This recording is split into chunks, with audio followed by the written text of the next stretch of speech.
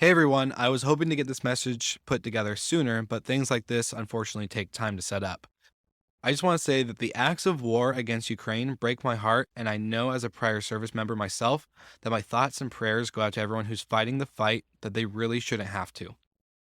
That being said, we have been working behind the scenes with all of our podcasts and podcast partners to put a fund together in order to pay for any refugee housing and other needs that go alongside that, like food, water, and any clothing needs. Internally, many podcasts in the Hospitality FM network have voluntarily given up sponsorship money in order to donate to the cause and are working on a unified message in order to spread throughout all of our podcasts. So this is me calling out to all of our property manager friends, industry experts, and anyone knowing of those providing lodging for Ukrainian refugees seeking safety. You can contact me directly at will with one L, W-I-L, at slicktalkmedia.com. We have an internal document that is being updated in real time. So if anyone could share this message within your network, we'd greatly appreciate it. I'm also placing in the show notes a link to our GoFundMe and landing page for Rentals to Rescue. That's rentalstorescue.com, where we're putting funds together in order to, again, provide finances for any of these lodging and relocation needs. So thank you so much for tuning into this quick message. I hope you guys are all well and safe, as I know we have tons of listeners in Ukraine and other countries in Europe. So thank you so much for tuning in, and I hope you guys enjoy this episode.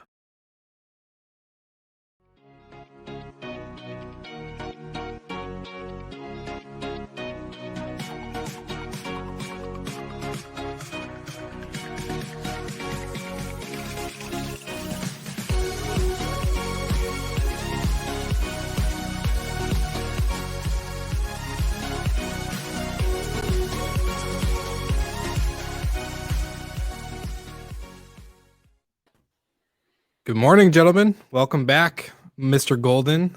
We missed Thank you. Happy Monday. Good morning. Happy Monday. Missed you guys last week. What were you up to? I was finally on a plane again, but the city of La Quinta is looking at, which is near Palm Springs, is looking at mandating noise monitoring for the city for short-term rentals, and so had a few meetings out there. Hey, it's exciting. So you saw real people in real places on an airplane. Wow. It was wonderful. I'm so rejuvenated, revitalized. You look fresh, you look different, you can see it. Yeah, I was gonna say, you look alive. You look like you just got energized. I saw 3 a.m. on the clock multiple times last week because of flights and all that. But besides that, I got to catch up on sleep this weekend. But yeah, being around people for me is energizing. So that's awesome. Mr. Ross, how's your week? Your weekend? Good? It was good. It was good. It's extremely busy, so that's good. That's a good sign, right? Even though, of course, not still focusing a lot of things to prepare everything, like recovery and then partnerships and connectivity and everything. So all good. Just closed the weekend. Oh, it's already 3 o'clock now in here, of course, but it's a nice start. A busy Monday. Awesome. Well, I think we only have a What's with the Noise today, so I think we just jump right into that, and then after that, we'll go into our conversation, which is about the travel search engines, First Hotel, and of course, a few other things. So I will just go ahead and get Mr. Golden all queued up.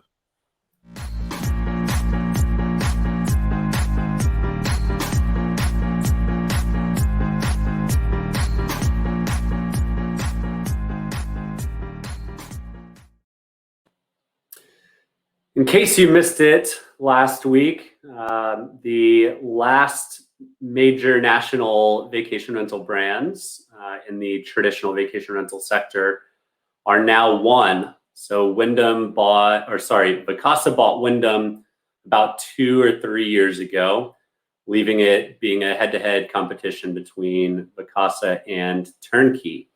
So sure enough, it looks like Vacasa and Turnkey are now one. And that's it's really buying out their largest competitors and consolidating all that inventory into one big national brand, which is going to lead the market to essentially be one big national brand versus all of these hyper local operators who may have been in the market for 20, 30 years or may be fairly new. The consensus tends to be that local operators are better at it, but there's also the counter argument that you can do a lot of economies of scale by by centralizing certain functions in a corporate office. So interesting to see the two that have really battled it out publicly for quite a while. A couple years ago, there was a thread bouncing back and forth, challenging one another, saying why they're better than the other.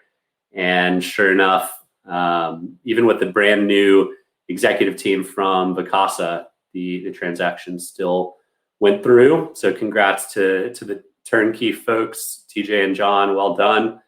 But I think it'll be interesting to see what comes next. There's not really anyone else on that scale that's out there in the US, at least, for Vacasa to buy. So it's going to come down to organic growth at this point. So yeah, I was going to say organic growth, or they're going to have to start getting a lot of little people, like a lot of smaller companies that maybe don't have the biggest portfolio or operating, teams and stuff. But yeah, Turnkey, I think, was their 160th acquisition. 160 acquisitions in less than 10 years. I think 8 years maybe. Crazy, but that has always been the growth strategy. And at this point, I wouldn't be too surprised if Vacasa tries to roll into a public company in maybe even by the end of the year after such consolidation. I mean, that puts their inventory probably close to the 30,000 range in the US or North America. And from there, I mean, I think you either get bought out by a massive private equity fund, who, by the way, the fund that's invested in Vacasa is also invested in Airbnb through the debt function during COVID. And I believe it was Expedia as well. So they provided equity to Vacasa and debt to Expedia and Airbnb. They're betting big on the traditional vacation rental segment, and really smart. I mean, in the next couple of years, they're going to be very heavily traditional vacation rental, as urban travel is going to be a lot slower to bounce back.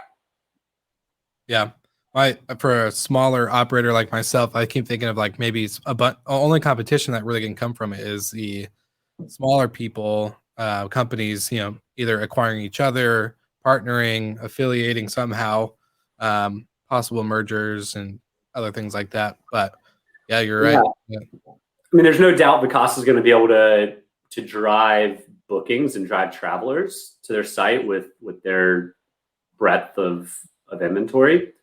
The question is, can they retain all these homeowners, nationwide? And does that local service operator provide a better service or not?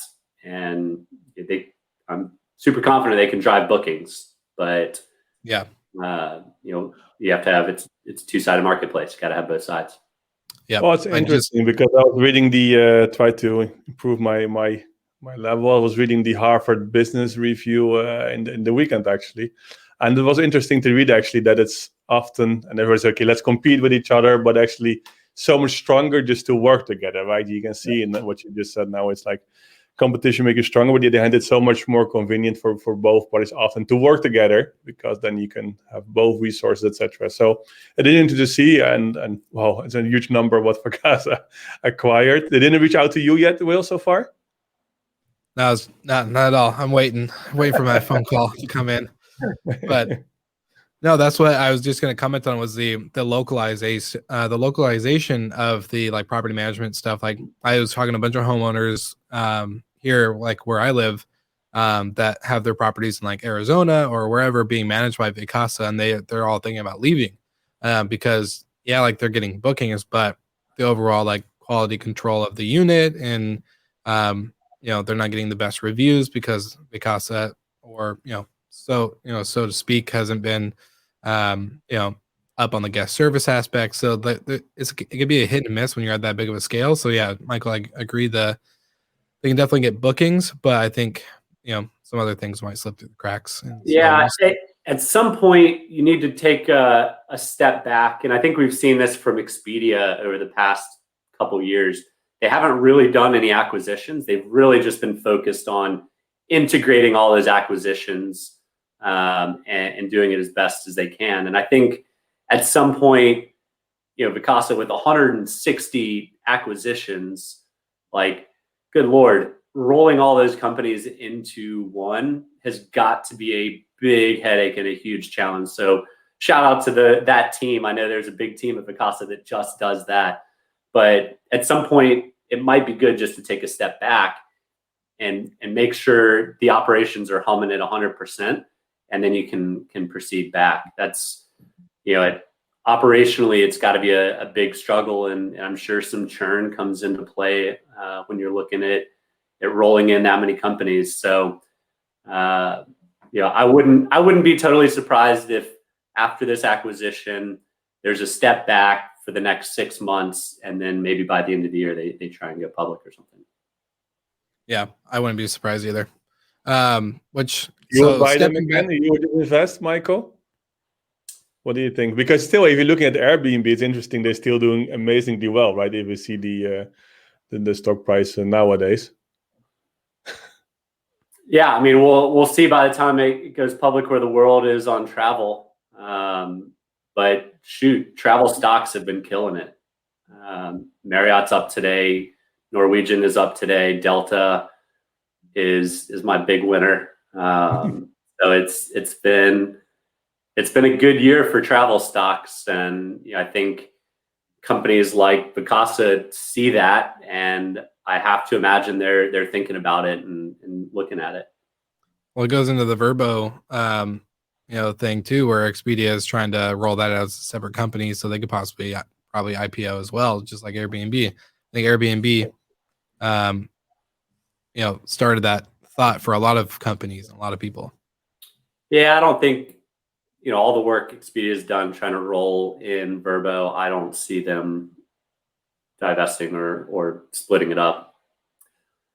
It's not impossible, and it would probably result in a nice short-term bounce, but I think it'd be a little short-sighted to not look at how much work they've done over the past 3 years integrating it.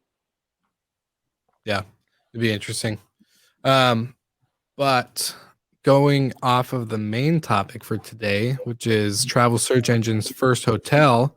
So we've talked about, people scaling back and acquisitions, but now Kayak is owned a hotel out in Miami. And so getting your guys' thoughts on that article, that's going to be something, that's a search engine, a meta search engine / OTA, whatever you want to call it, that's now getting into the operating game. And Mr. Ross, your startup of the week, Lifehouse, is finally getting some more operations under their belt. So it's pretty interesting to see how it all kind of comes back around on the show. Yeah, I choose the right startups, but it's interesting to see that a lot of meta search go into different directions, right? You see that Kayak starting some own hotel brand. I remember years ago, one of our shareholders has quite a lot of hotels, asking why I'm not making a bedroom hotel. And he told me, Mike, don't do that, because in that case, it's like you're losing your independency and everything and your image, and it will be not good. So I don't know, there must be a reason for it. I think for sure you see that the meta search are looking into different revenue streams, right? You see now Kayak, in that case, started opening a hotel. Of course, last week you saw the launch of TripAdvisor Plus, which is most people see looks pretty similar as we do. So but you can see that actually you see meta search is moving to different direction. You see, of course, Google last week. If we're looking at search, they now you can have your listings and your promotions there for free. So they also try to get more market share there. So there's a lot of things happening on the whole search and meta search. So it's interesting to see. I think it's also connected that the OTAs, of course, they just want to just share less and less commission with meta search. I think it's pretty obvious, right? So there's discussion out there as well, and for sure has also impacted the decision of Google. I'll not be surprised.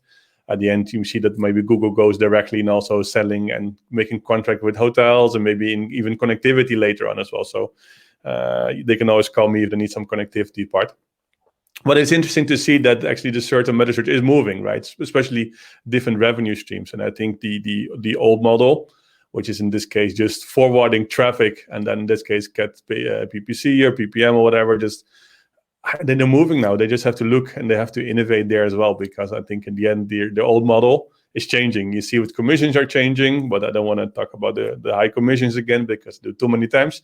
But you can see also that meta search now is changing. So I'm not sure if it's a good move to go to hotels, because it's always pretty strange. I always had the thought, okay, I'll not be surprised. Even Airbnb once is, okay, we have kind of exclusive properties, which we're calling like an Airbnb exclusive or whatever. Could be. I'll not be surprised. Maybe it's could be. They've done that, right? Like, yeah, they've invested. Nido was an exclusive Airbnb brand, and I know they tried to be exclusive with a number of other companies. I don't know how many accepted the exclusivity, but I like the move by Kayak for the main reason of when people start traveling again, they want a good experience, and they are going to tend to book with a brand that they've heard of or that they know.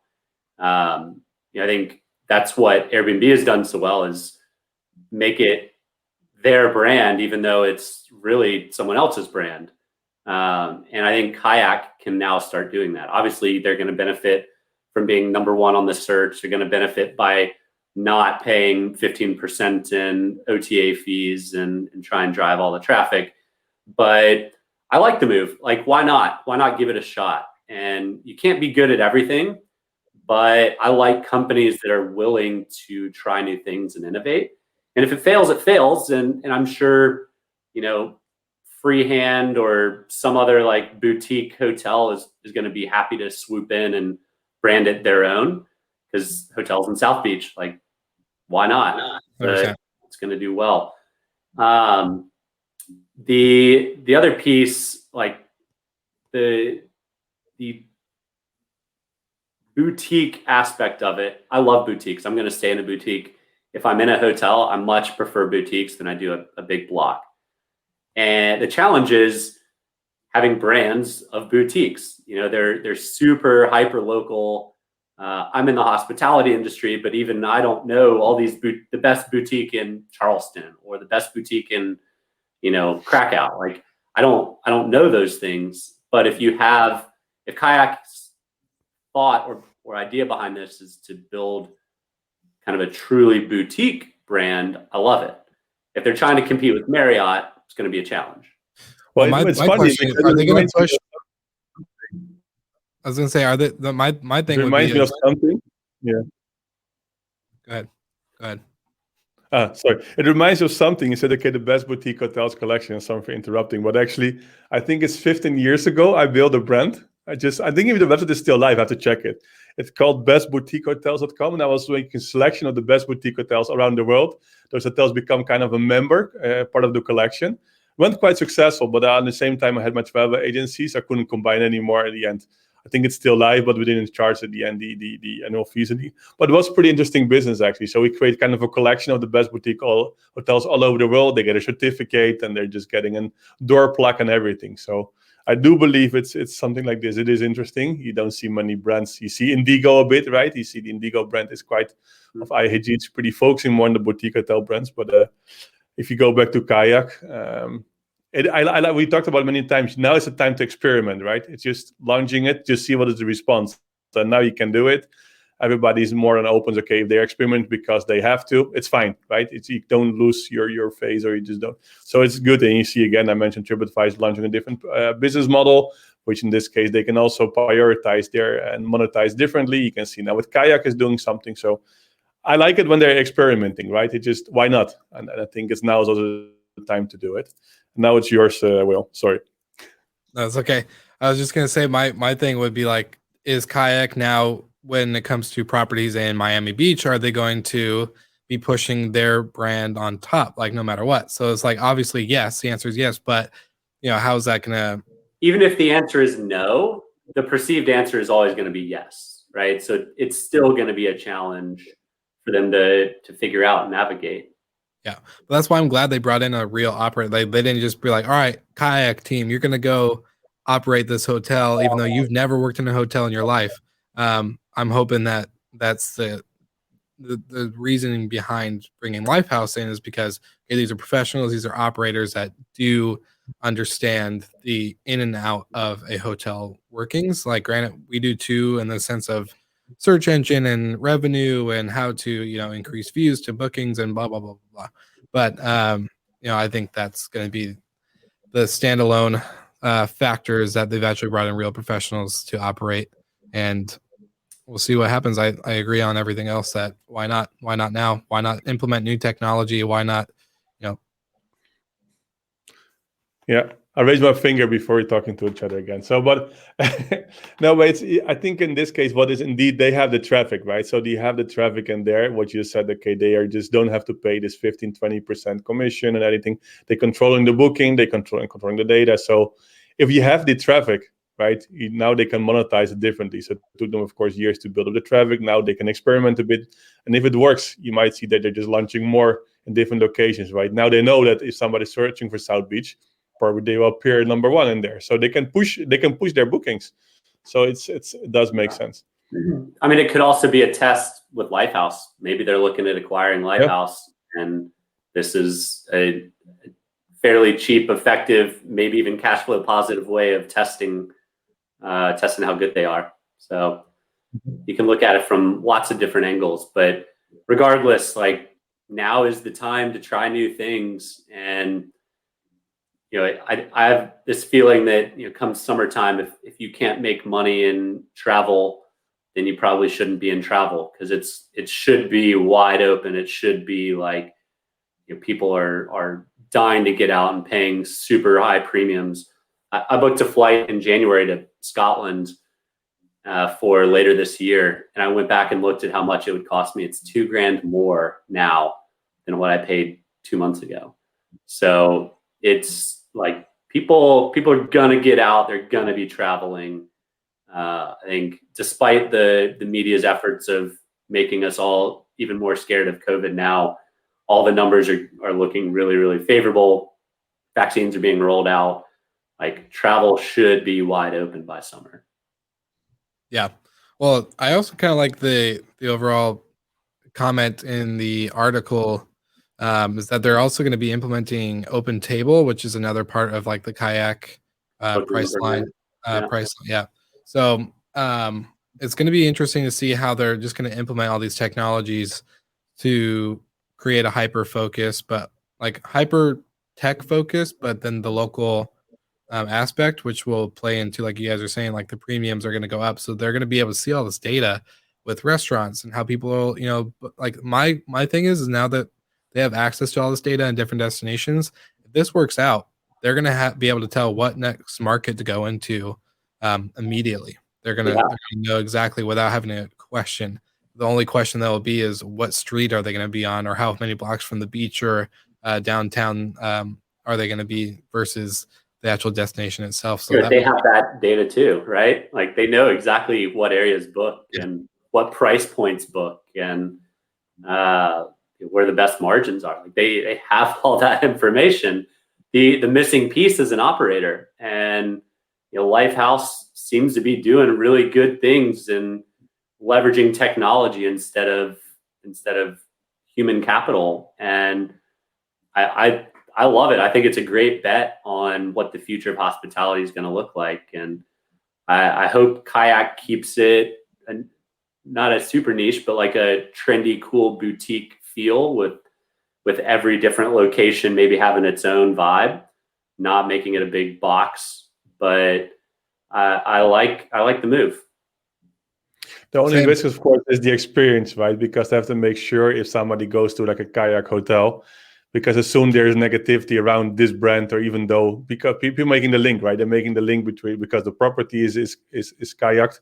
If you're making it, I mean, so it's like kind of the same. So people, they have to make sure that the people has a great experience in there, especially, first of all, it's the first, right? It's important. Second of all, it's of course Kayak is known for meta search reviews and everything related there. So they have to make sure that the property is doing well.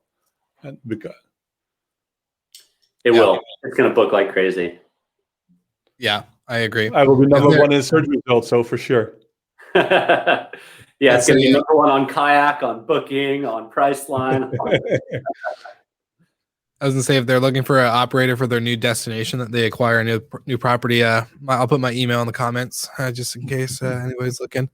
But we have a couple of viewers watching live, so I'm just gonna put it out there. If you guys like what you've heard or agree or maybe disagree, let us know. Send a comment. We can definitely talk about your point of view and perspective on what we've been talking about with Vacasa and Turnkey, Kayak, and getting into its own hotel. But if no comments, that's totally okay. We appreciate you guys watching us live. Awesome. Well, I think we've covered a lot in this last 25 minutes. Anything you guys want to leave the audience with on a final note? Any obviously, I'm not going to ask for exciting news with the companies, but if you have anything that you guys are looking forward to, any other final thoughts on the conversation of Turnkey or Kayak? Yeah, well, NoiseAware rebranded last week. I'm repping kind of the old brand right now, but that was an update that I can share now. So go check it out.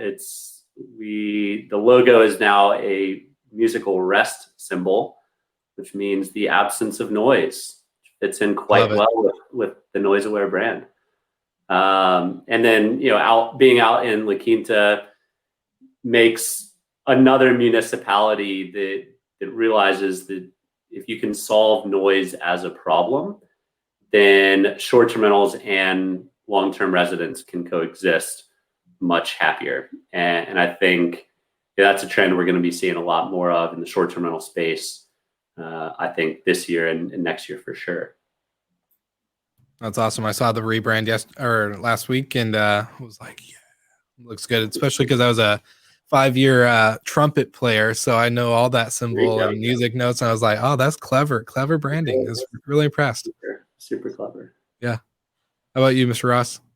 Yeah, I'm just thinking, and that just came up to my mind because you see that the meta search are changing, right? They're going into becoming a booking platform. You see TripAdvisor Plus, they want to facilitate bookings. You can see that Kayak is moving into, in this case, operating hotels. I'm just curious what the OTA is going to do. Are they just changing as well? Are they going into, for example, into meta search? I'll not be surprised. Okay, we have the source there. Maybe how can we monetize the traffic on our platform? Of course, they're monetizing not by commissions. At the end, there's more competition out there if you're looking at meta search, Google, etc. So I'm curious if the OTA is going to make any moves, and if they go into maybe as well in branded hotels, or if they're going more into meta search as well, providing more services. I'll not be surprised if they're also looking how we can monetize. Booking and Expedia already have meta, don't they? Right. Well, I use it as a search with Book, of course, on Bidroom, or you book somewhere else. But again, for searching is not bad. But I think still, I'm curious if they're going to monetize differently. Then, so of course, they have their commission.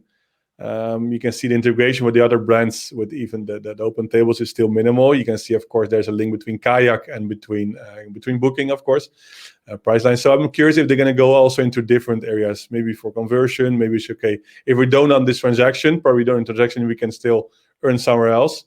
Curious if they will make different moves in the future as well. But let's see.